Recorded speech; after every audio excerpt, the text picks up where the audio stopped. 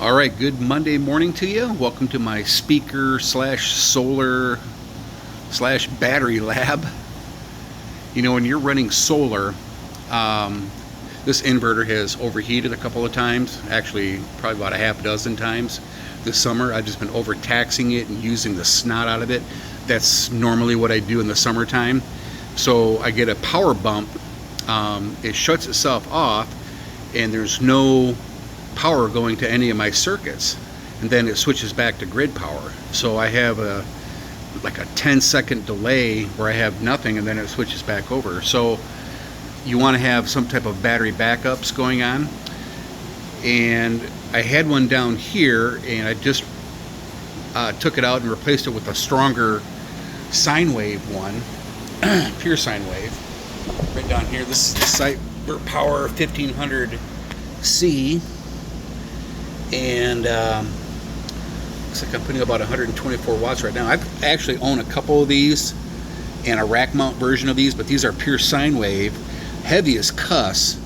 But this is going to run the fridge, speaker, a whole bunch of other doodads and knickknacks over here on my station.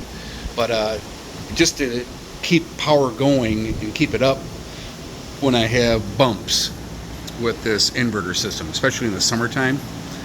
And the old one, this is kind of sort of the purpose of this video, isn't a pure sine wave. It's just an old school APC Backups 900. And I just got done modifying. I had replaced the battery, I think it was last year in here. So it's got a fresh battery. You don't want to use lithium with these batteries because the current draw is just massive.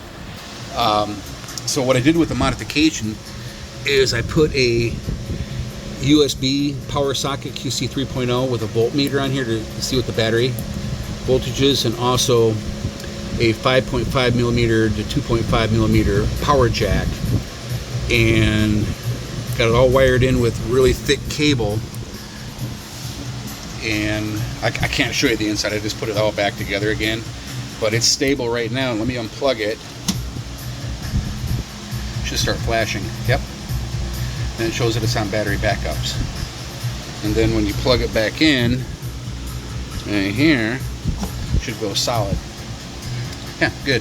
So this is a solid unit. I just played with it for a long time. I'm going to use this. I'm going to reuse this. It's not pure sine wave. It's not the best thing in the world, but just cleaned it up, and at least it's going to be a good outlet, power strip for something. So I just wanted to show you that. And a lot of the times it's just a bad battery. I blew it all out, alcohol prepped it, prettied it all up and stuff. And this is just for 5 amp service.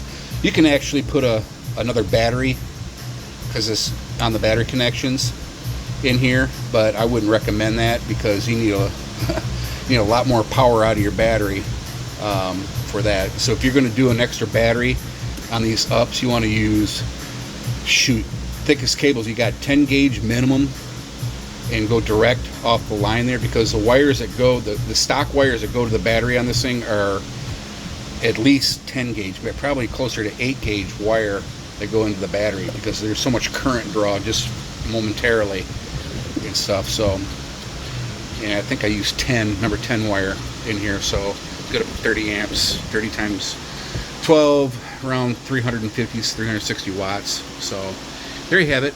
It's safe. It's not gonna battery backups a lot of high voltage, high current items. So there you have it. Thanks for watching, and we'll see you.